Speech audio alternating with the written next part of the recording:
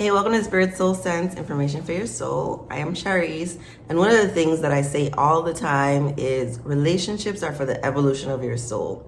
I first heard a variation of this on, I think it was Oprah's Super Soul Sunday, and it was marriages for the evolution of your soul. They were talking about marriage, long-term relationships, and I've sort of deduced that everything in life is an opportunity for us to learn, grow, and evolve, including relationships. So, long-term relationships, I believe, have the potential to be one of our greatest teachers, but it doesn't have to be a long-term romantic relationship. You can have relationships with all kinds of people, your friends, your family members, your children, that can teach you wonderful, wonderful things about the world. When I say that your soul is evolving, I mean that you are becoming a better person. You are triggered less and less by the things in your environment. You judge yourself less, which means you judge other people less. I have a whole other video that can explain to you what happens when your soul is evolving. It's like the saying, as above, so below. Whatever is happening on the inside of you as you're growing, maturing, learning is going to happen on the outside. It means you're going to be having better experiences with other people. You're going to have more joy in your life.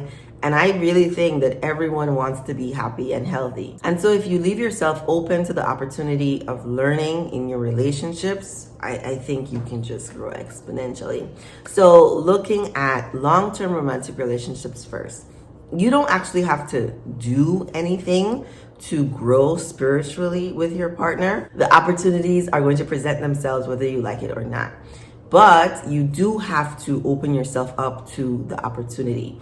So instead of reacting, being triggered by, relying on your traumas, your past experiences to interact with this person that you're partnered with, you open yourself up to the idea that my partner is holding up a mirror. That's really what's happening. Your partner is going to notice like your faults, things that you don't even like think about, things that you overlook. Your partner metaphorically is going to hold a mirror up to you and you will be able to see yourselves. And often when we see parts of ourselves that we don't like, we have like a reaction to it, sometimes a visceral reaction to it. It's like a knee-jerk response to being triggered, to being hurt is essentially what's happening. You have the opportunity to pause, reflect, ask yourself if you are responding in this present moment rationally, or if you are responding to something that may have happened in the past. Either way, you can grow from this opportunity. You can look at it, because anything that's triggering us means that there's a hurt part of ourselves that we need to heal. You can look at it and you can say, maybe I do need to grow a little bit more in this area. And we all have so much growing to do. I think that growing never really stops because we're humans having this earthly experience. So we are never going to be perfect. I do really believe that one day everyone on earth will be enlightened, but I think that's many millennia away. So right now, all we have is the imperfection of being human and the opportunities in our long-term romantic relationships that can really, really, really push us to grow. Eckhart Tolle also talks about relationships. I have another video about enlightened relationships. I love relationships and I love relating to people. So relationships are going to teach you much more, according to Eckhart Tolle, and I agree, than being single. So if you are afraid of a long-term relationship, afraid of commitment, just know you can do so much more work on yourself.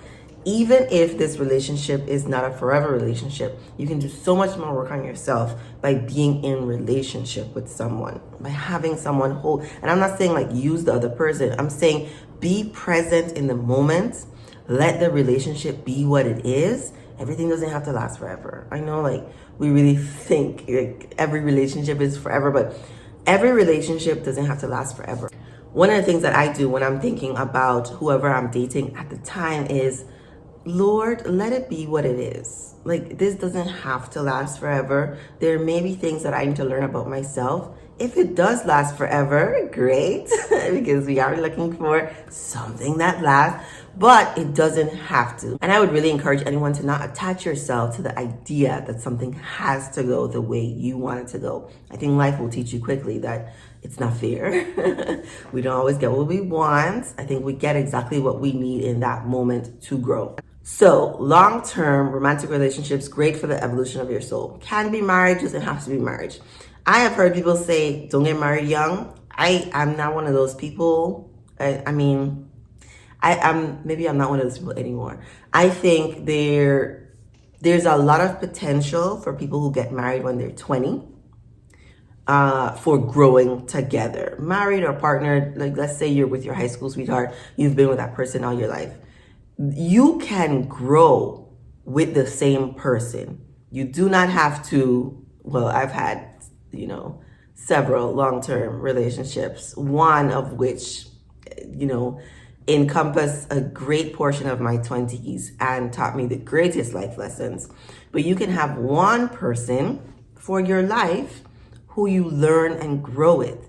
I think we have to give people space to become different, to evolve. No one is going to be the same at 15, at 25, at 35, at 105. You're not the same person. So it's important that you allow yourself to change and grow, and that you allow the other person that you're with to change and grow. My healer once told me that she and her husband got divorced and remarried 3 times. They didn't really get divorced, but they had to relearn each other in their relationship. I think what often happens, and one of the reasons for divorce, is people evolve, change, grow, and the other person's like, well, I don't want to deal with this anymore. I'm really going to jump ship. Not because there is anything particularly bad happening, just because they don't want to deal with the changes. I think oftentimes, they talk about the 7-year age. Oftentimes there is this point in a relationship where you guys are going to have tough times and you're going to have to grow and evolve together. And when one person is growing and evolving at a different rate than another person, and that person is feeling some type of way, then we have all these breakups. I think do whatever works for you. I'm not in your relationship. I'm not in your life. But understand that being in a relationship is going to help you more than not being in a relationship. And just because everything is not picture perfect right now doesn't mean you have to jump ship from this relationship. Okay, so leaving romantic relationships, there are also friendships, familiar relationships that can teach you a whole lot. Anyone who's a parent, like me, will tell you, parenting is no joke. It's a difficult thing.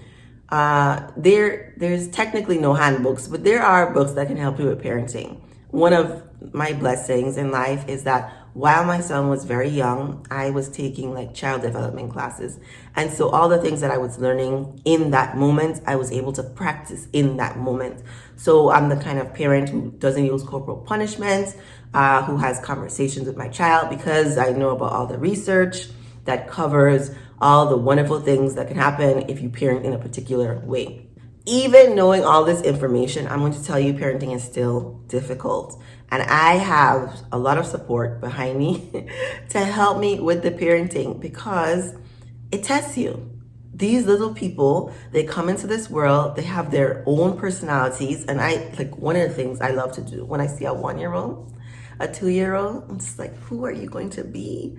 Who are you? What is your personality going to be? What are you going to like? What's your favorite color going to be? Because a lot of parents, I don't know if it's a lot, some parents project their own wants and desires onto their child.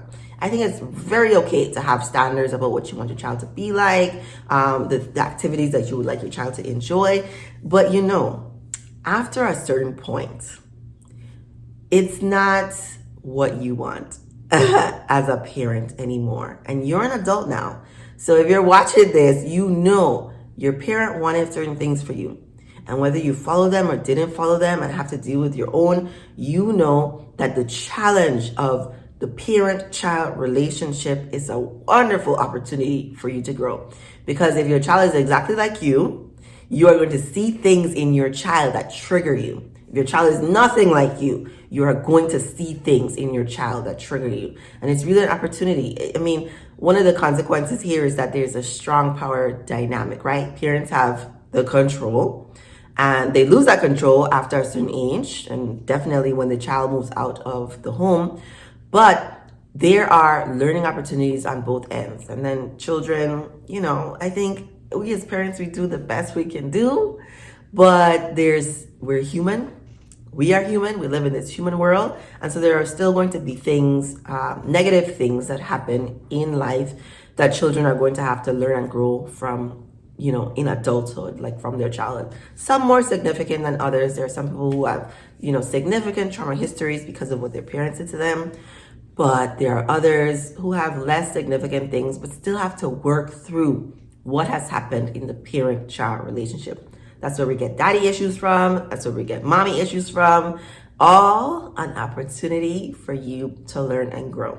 There are definitely other familial relationships that are very, very important. Some people didn't grow up with parents, and so they have siblings, cousins, extended family members who are very, very important to them, or maybe not important to them, but had a significant impact on their life.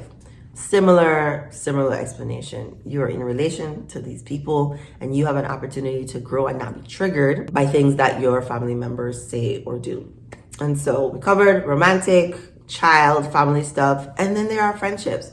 And Issa Rae, if you watch Insecure, I really enjoy Issa Rae, brilliant mind. Issa Rae talks about how friendship breakups have been more significant and traumatizing in her life than romantic breakups.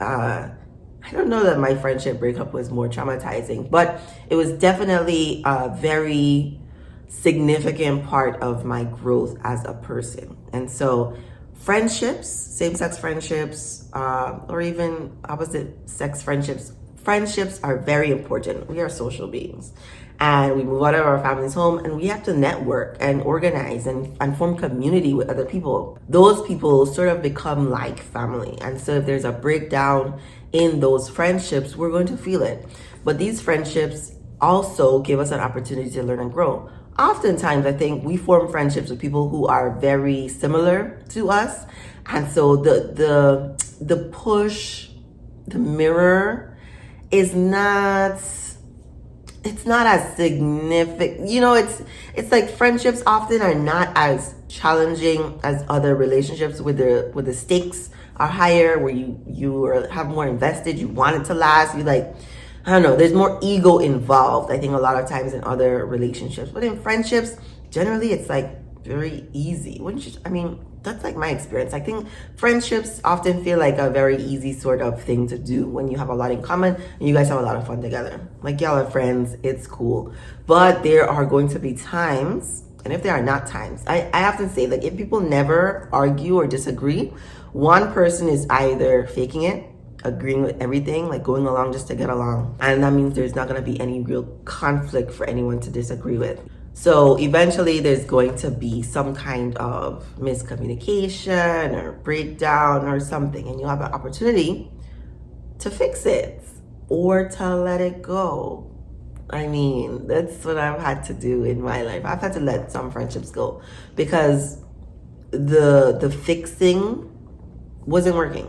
And essentially I felt more drained and more negative from this relationship.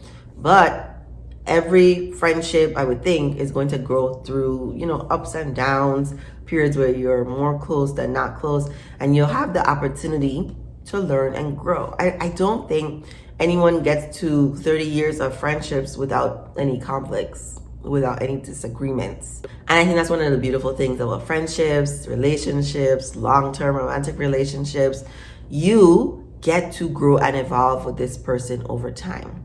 If it doesn't work out, it doesn't work out. I don't think of them as a failure, just an opportunity. It's like a life lesson, and you grew from, I'm hoping you grew from it. You had the opportunity to grow from it. Even if it's something that happened in the past that you think was definitely not your fault or you didn't contribute to anything, I wouldn't.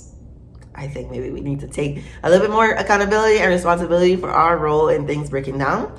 But you can look back now on what happened to see if there are still areas that you need to grow. Growing, evolving is a lifelong thing. I don't have it figured out. I am in process just like everyone else. I say sometimes maybe I'm just a further along in the journey than other people, which is why I have this YouTube channel where I'm literally just talking about growing, becoming a better person, having peace in your life. And relationships are one of those ways to do it. I say find someone who makes your life better. Find someone that you're able to have peace and joy with. Keep on evolving, learning, and growing. Remember to like, subscribe to my channel, share this video with someone you think it may help, and thank you for watching.